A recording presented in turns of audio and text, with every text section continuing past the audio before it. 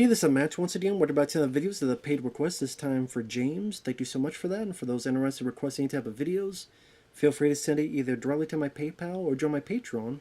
Both links are down below in the info box. And this is for the 2024 film Spaceman. This is a new Adam Sandler film that is, I guess the director worked on that show Chernobyl, which I saw the first couple episodes they were request. I was never requested the other one, so I didn't watch the rest, but for what I vaguely remember, what I saw was pretty decent. But pretty much the story is that Adam Sandler it's funny, he's a Czech astronaut, Czechoslovakia, but nothing about him seems Czechoslovakian, so kind of don't know why they even picked that. I guess because of the backstory they use for the character, but it's like Adam didn't really try to do an accent. Although I don't know what a Czechoslovakian accent sounds like now that I think about it, because I've never met a Czechoslovakian, but if you are Czechoslovakian, you're probably like, where's the accent? But he's on the outer reaches of Jupiter. He's supposed to be studying this cloud called the Chopra cloud. And he's supposed to collect particles. He's been out there for over 180 days. So it's about 6 months away from his loved one, his wife, who's pregnant. Granted, I don't know why it would be a solo mission, because you would think a lot of these missions, it would be like a crew, or at least a 2-3 person crew, so that A, you would fight loneliness, B, what if you get sick, or what if something goes wrong, then someone else takes up the slack. But again, it's always weird when they do movies and it's like a solo mission, you know. But I mean, other movies have done it. But even like Moon, which I really enjoy with Sam Rockwell, there's like a computer, you know, taking terror stuff. But I mean, it's not a big deal to me, but maybe for others. But it fits with the narrative of trying to tell the story of isolation. And before I go on, I liked the movie. I liked the film. I did. And apparently I'm one of the few because it gets a 5.7 IMDb. I liked this in the same frame I liked Ad Astra. Now, at Ad Astra, I liked a lot more than this. A lot more.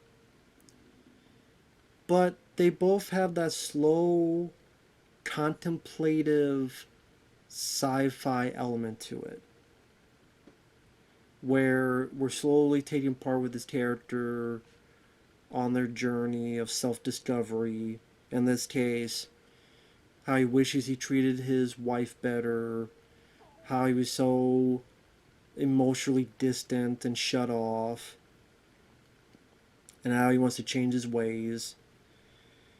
And I thought it was a good looking movie. I thought the special effects, I liked the set design, because the set design of not only the ship but Mission Control has like a old fashioned vibe to it, like what you would see Mission Controls of the 70s, because I don't know what year this is supposed to take place in, but I kind of like that retro feel that it has to it.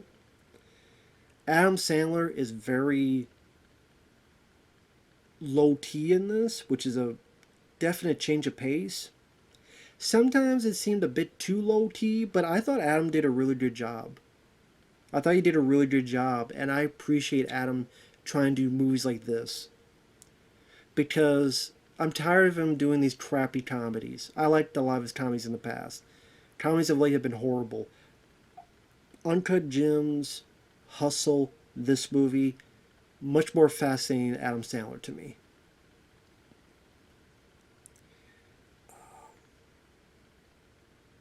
I think he could have used a bit more of his humor with this, especially with conversation with a certain figure I'll talk about. Once in a while he has a little chuckle-worthy line.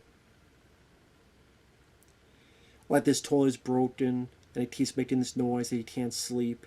So when he's talking to Mission Control, they're saying, "You look like shit." And he's like, "Yeah, I look like shit because the toilet keeps fucking up my nights. Maybe that's the problem, huh?" And I like the way it was filmed, especially early on.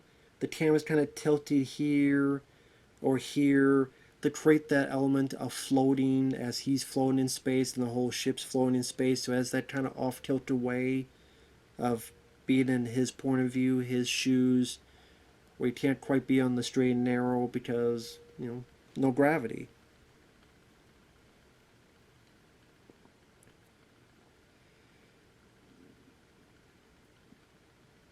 So he really did a showcase of him being lonely. He's trying to contact his wife, but his wife won't answer. We come to find out that his wife dumped him because of certain issues. But people at Mission Control, they don't want to give him that message. He's in a frail state of mind. Let's not give it to him. We'll wait till the mission's done when he's back, and then we'll figure that out.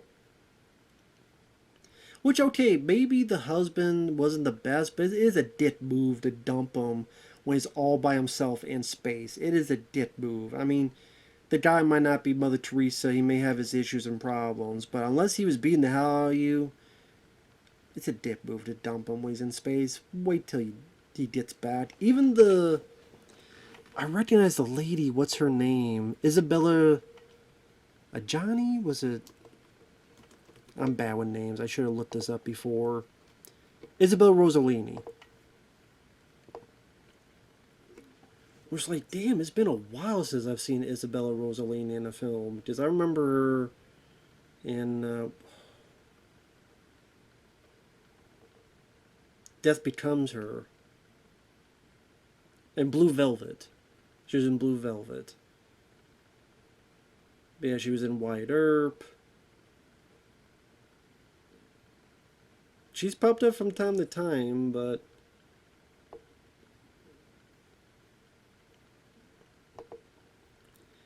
she's in this as kind of the head of Mission Control, and she even tossed to the wife. She even says kind of the same thing I did, where, like, could you wait? Could you wait to do this? Which is true. I mean, come on now. But he's very lonely, and he can't sleep well, and he's wondering why his wife's not talking to him, and he's having these hallucinations, and then one day, he sees this giant spider that can talk to him. And is voiced by Paul Dano, who's the Riddler in The Batman. And this was my favorite part of the movie, is the conversation between, because I hate spiders, but the way Paul Dano has his calm, soothing, relaxing voice, I actually grew to like this character. I do not have a name. Why don't you give me a name, Skinny Human? He always keeps calling Adam Skinny Human. And so Adam thinks of a name for him, which is Hanush. The spider, oh yeah, Adam Sandler gives him, I think, Nutella. And the spider lights it and he starts loving it. And I like the effects. I think the effects are pretty well done, especially the eyes. I think there's a very visually interesting, weird take to, and you get the idea that you get to come of one of two thought processes. Either A, this is a real being, and it does tell about his history, or this is a figment of Adam Sandler's imagination, and he's kind of projected this because of his loneliness, him going crazy, but it's like his inner self working out his own issues to be a better person. Or is this outside force who is lonely as well, last of his race, who finds Adam Sandler? It's whatever you prefer. And I think either way you could go and there's no wrong answer. I prefer that I'm thinking what they wanted was as a figment of his imagination, but I like the idea that it's a real thing. That's just how it is. Just to me, that just makes it more interesting.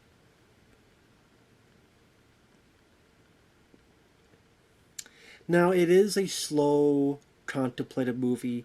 So a lot of people are going to find it boring. Just like a lot of people found Ad Astra boring. You know, Solaris, which I barely remember. I know they had a remake with George Clooney, but it's in that realm. 2001: A Space Odyssey, which I do enjoy. I don't know, maybe because I'm a sucker. There's always that part of me that, for a small amount of time, I would not mind experiencing that isolation of being in space, being on a space shuttle, being isolated from so far away, and like projecting myself as to what that experience would be like. Because the stars is like, that's the only thing we don't know 100% on, as in we don't know what's beyond there, because as of right now it's impossible for us to travel beyond the galaxy and all that, so, and probably never will be able to. So there's always going to be, that's really the only thing that has that sense of wonder for me, and I think for a lot of people, as to what's out there. Like, there has to be something out there. To be such a big waste of space for, so maybe I'm just a sucker for that. And sometimes there's ones that are more action, like Gravity, which I love. It's all in the theater. More contemplative. I like this a lot more than the Approaching the Unknown, I think it was called. What the, God, what's his name? I forgot his name. Mark Strong. That I remember being disappointed with. Because this one has a lot more satisfying ending. Has a lot more satisfying finale. It is for Netflix, so they have a bit more of a budget to have a better looking production value. And I did that, you know, they're having these conversations where Hanush can look into Adam Sandler's mind and learn a bit about his past, learn about his dad. His dad was with the Communist Party, so he feels guilt of that, even though he shouldn't. But it's like, that's why he's so obsessed with doing this mission, is to kind of honor his dad. But by doing so, he's pushed his wife away, and he's very emotionally cut off. I do wish in some of the flashbacks we could have seen a bit more jubilant Adam Sandler. It seems like his entire character is very monotone. It makes sense in the ship because he hasn't slept, his mind is fried. It made sense there, but I think in the flashbacks, we should have seen him a bit more animated to see that compare and contrast. Where in the flashes, he's much more animated and jubilant compared to this, where again, he's been up there for 6 months. His mind is fried. So to see a comparison, it seems like he's as fried in the flashbacks as he is here. So I think the director should have tweaked Adam's performance there. But with Adam on the ship, I do like his performance. I think it was something different from him. It was a nice change of pace. I did, the conversations kind of seem like we get it. You got relationship issues. You got connection issues. You disassociate yourself emotionally with the person.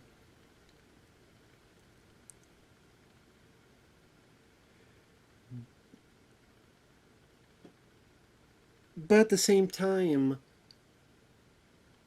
it's not subtle. That could be an issue. The themes are hammered home louder than Thor's hammer, or axe, or both. It's not subtle at all what it's trying to say. But I still like the meaning. I still like what it's saying. I still like the emotion it gave me by the third act.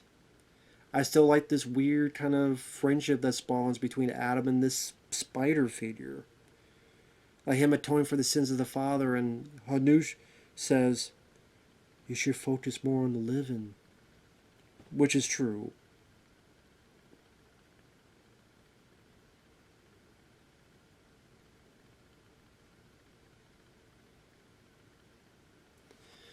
It pretty much, Hanush is pretty much telling Adam what he needs to hear.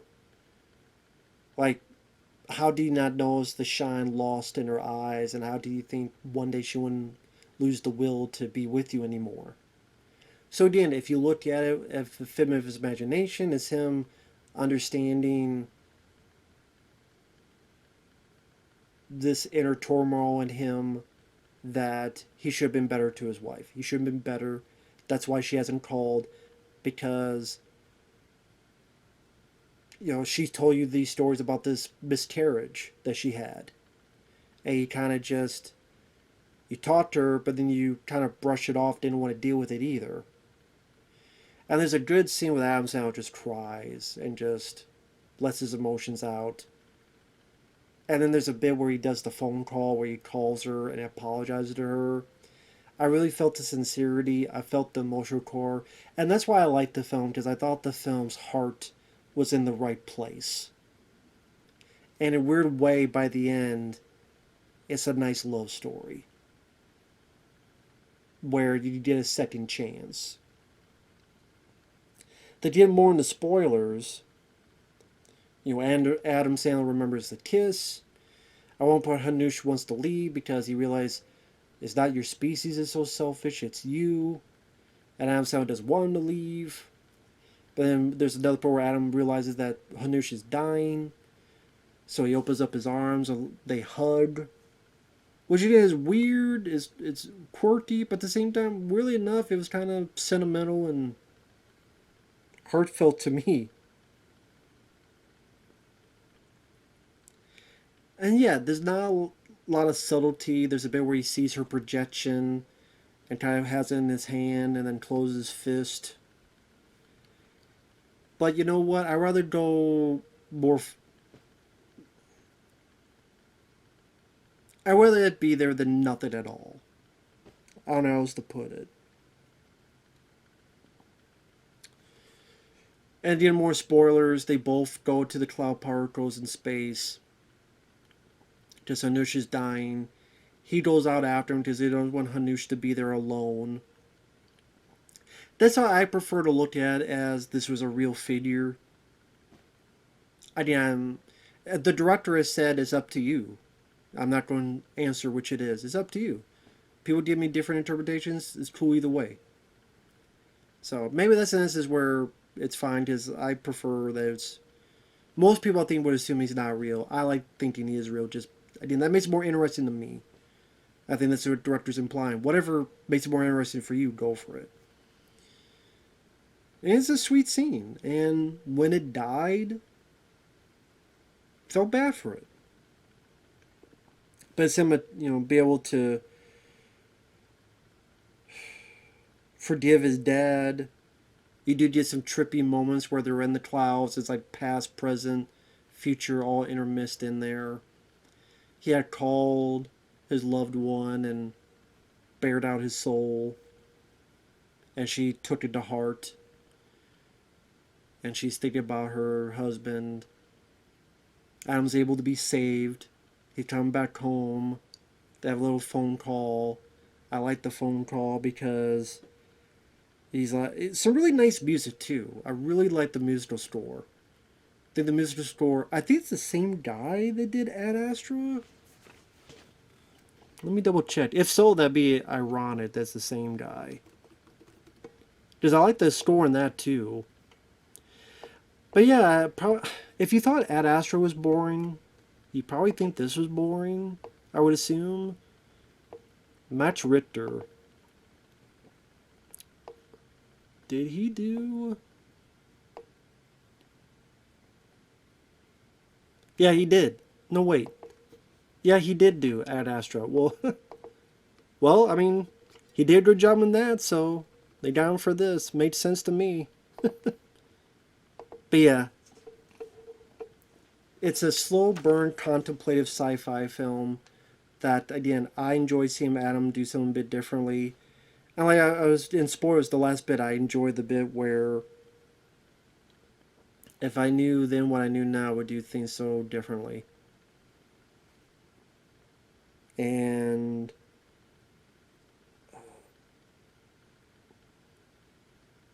like I said, the music's really well done, especially when Hanush dies. I will admit, though, I did laugh because there's a bit where they're outside and he knows he's dying. Adam pulls out a jar of Nutella out of his spacesuit. I don't know where the hell he hid that. How the hell did he hide that in your spacesuit? That made me laugh. It's like where the fuck did you have... But I mean, hey, it's a little goodbye. Give him some minute lights before it passes away. But the music is very nice, and some would say manipulative, but I was fine with it manipulating me in this fashion. And I like the end bit where again they're having the phone call,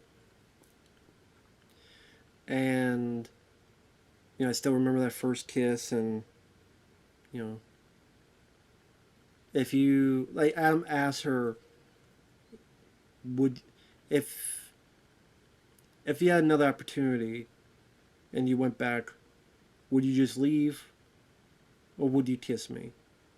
Perma's asking for a second chance, and the last line is, "It was a really good kiss." I thought that was a nice, sweet way to end it. And then Spaceman. So, like I said, being a fan of Adam Sandler, liking that he tried to do something different, enjoying the retro design of the ship and mission control. I think there's about 15 minutes they could have trimmed up because at times the dial is kind of repeating itself on the themes of should treat her better. There's about 10-15 minutes they could trim that up a bit. But yeah, I like the music. I like Adam. Like I said, the flashbacks, I wish we could have seen a bit more jubilant. I think it also would have been nice to have a bit more comedic rapport with Hanush, where Adam could show a bit of his comedic skills. I'm not saying he'd go, do a Cajun accent and be the water boy, but like a little bit like funny banter I think you could have put into there. Did give a little bit more personality to Adam's character. But overall, I did like it. I'd probably say I haven't seen a lot of 2024 films. The only ones I've seen so far is probably One More Shot with Scott Adkins, Night Swim, Madam Web, The Beekeeper, and this movie. So I'd probably say The Beekeeper's my favorite. I did like One More Shot, although the third act, because of cliffhanger, it could have been better. And this one, I guess, is third. But I mean, I'm much more of an action guy, so action films, even if it's lesser quality, it's still more my wheelhouse, my taste, my proclivity, so to speak. But I did like this, but again, a lot of people didn't like Ad Astra either, and I like that one. Again, Ad Astra I would put above this, because that one felt a bit more majestic. Some of his scenes and visuals, but yeah, I still like this type of movie usually. Because I remember Solaris I couldn't get into, which I know is weird. Either version I could not get into Solaris, but I don't know. I liked it. I liked it. Oh, I hate everything. Well, I like this one. But, of course, the one I like, well, a lot of people hated it. Not to say it's amazing. I'm not going to say it's fantastic. I'm not even going to... I'll say it's a bit underrated. But I can understand there's issues. But overall, I thought it was good. So, take that for what you will. Thanks for watching. Take care. And we'll see you guys later. Bye-bye.